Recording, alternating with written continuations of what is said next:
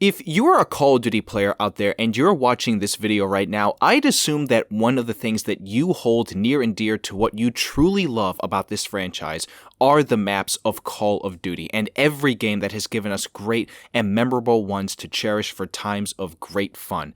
What is sparking me to want to make this video commentary in the first place is because of the fact that just the other day, we got a chance to celebrate the 10-year anniversary of a very specific DLC that came to my favorite Call of Duty game of all time in Black Ops 2. For those who remember that DLC, it was called the Vengeance DLC, and it released on July 2nd of 2013.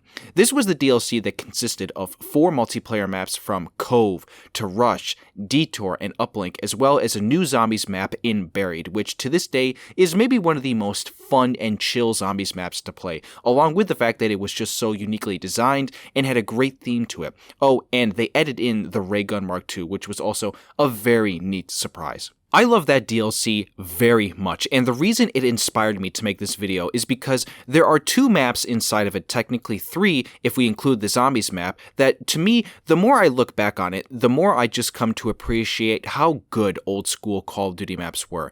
Black Ops 2 to me, I think, is the pinnacle of just the most memorable maps that I've come to experience. I could also add in Black Ops 3 there as well, although I feel like I remember those maps more for their design than their actual name. With Black Ops 2, I remember both the name and design very well, but that really is not even the main point. The point is that the unique aspect that made those maps so great was that they were colorful and they were unique in their design and layout. This is something that I think fundamentally is missing from all new COD games that we have gotten in the last several years. When we look back at this DLC in particular of the 2 multiplayer maps, they are so striking in their visualization. Both are breathing with color, and also based on the location of the map, it offers for such great gameplay. Rush in particular is a map that I think is easily one of the best DLC maps in all of COD history.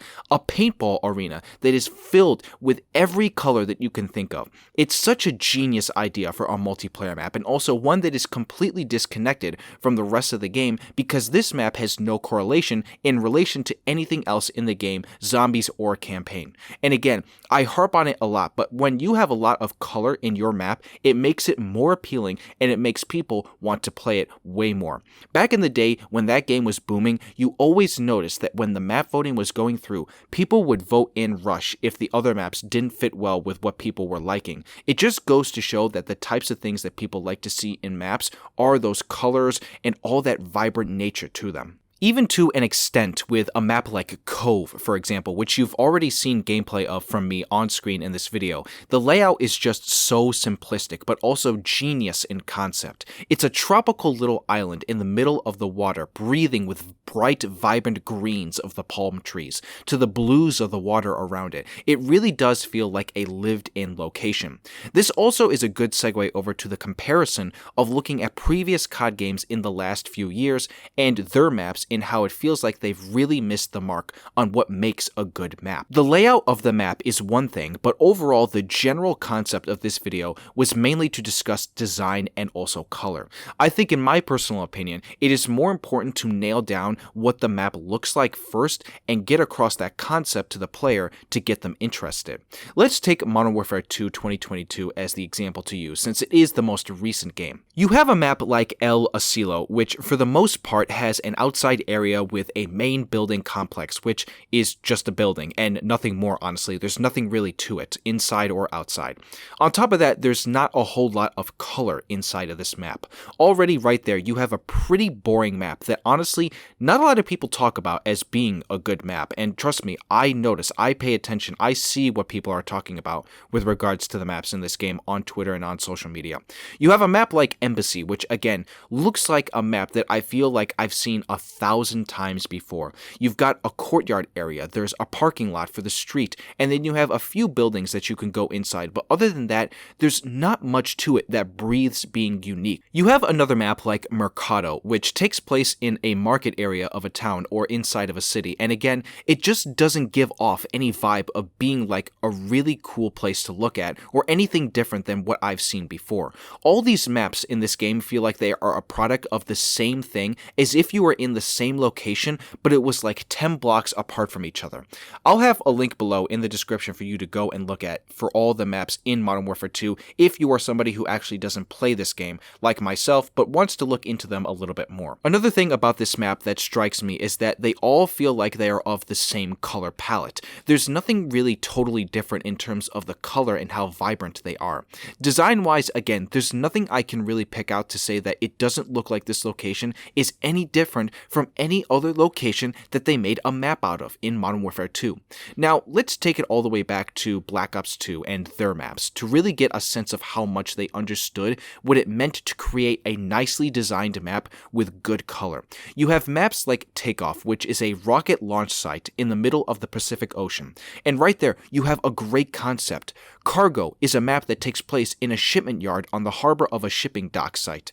Downhill is a map that takes place at a ski resort. Rush, like I mentioned already, is at a paintball arena. Grind takes place at a skate park. And you even have a map like Magma, which takes place in Japan in a futuristic city that was abandoned due to a volcanic eruption. Like, do you see what I mean now that these maps are so cool off name, off design, and off color? They all have something unique to them that tells a story. And again, they also all feel disconnected from the rest of the game. Yes, there are some maps that do tie into other areas of the game in terms of the campaign, for example, but all of them feel like their own style. And again, with this Vengeance DLC that I brought up at the beginning, you had a map like Buried for zombies, which takes place in an old western-looking town that was buried underground in the continent of Africa in the country of Angola. I mean, do I honestly have to say more about just the general concept and design layout of this map? It is almost perfect. Everything about it just feels like they wanted to put passion into it, and they wanted to make it feel different than what was seen before in previous zombies maps. You take a game like Call of Duty Vanguard, for example, which had its own zombies mode, but again, the maps just did not work. Take the first map that came with the game. It was basically just zombies inside one of the multiplayer maps that the game came with. Then you had Shinonuma, which come out for, I don't know, the 5th time. Like, they genuinely could not even bother trying with the maps in that game. And that was from the same developers who made Advanced Warfare, which, at least for the most part, felt like a way more unique zombies experience than Vanguard, and that's an older game than what Vanguard is. I just really don't understand the stigma that has come out within the recent COD games where they just refuse to try to do anything with these maps other than just make them look unoriginal and generic. Whenever you go into a map in one of the recent COD games, you don't feel anything when you play them. That to me is very core to the gameplay experience that is Call of Duty. The games simply just don't work if you don't have that, at least from a multiplayer and zombies perspective, or whatever the third mode would be. You need to have that artistic design in these maps. You need to have that passion put into them all, or else it doesn't make it feel authentic, and it makes you feel like you're putting it in there because it just relates to the time period that the game is taking place in. We are seeing this now with all the new Modern Warfare reboot games. I can imagine we are probably going to see the same thing with Modern Warfare 3 with regards to maps. It's not going to feel anything different than what I've seen in the last two. Infinity Ward, for the most part, is also a developer that hones in on making everything in their game feel like it's all of the same locations. You saw this with all their old Modern Warfare games. Although the difference with those games, and I'm sure I'm probably going to get some people questioning why I'm not going at those games for their maps, the reason I'm not doing that is because at the same time, there was only one of those games. You only had one Call of Duty 4, you only had one Modern Warfare 2, and you only had one Modern Warfare 3. And again, when you look back on those older games, I know that they're not the greatest with regards to color and all of that kind of stuff.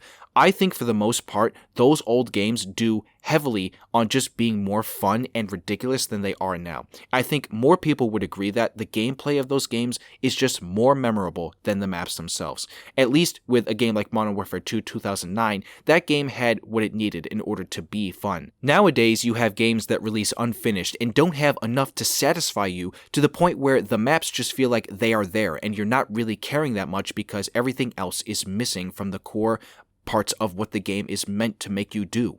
In the end, though, the point of this video is to bring up the fact that I think this is something that really needs to return to COD, and I'm hoping with Treyarch's next release after Modern Warfare 3 that we can kind of return to that form a little bit, because at least from my perspective, they know how to do maps better than any studio, zombies or multiplayer.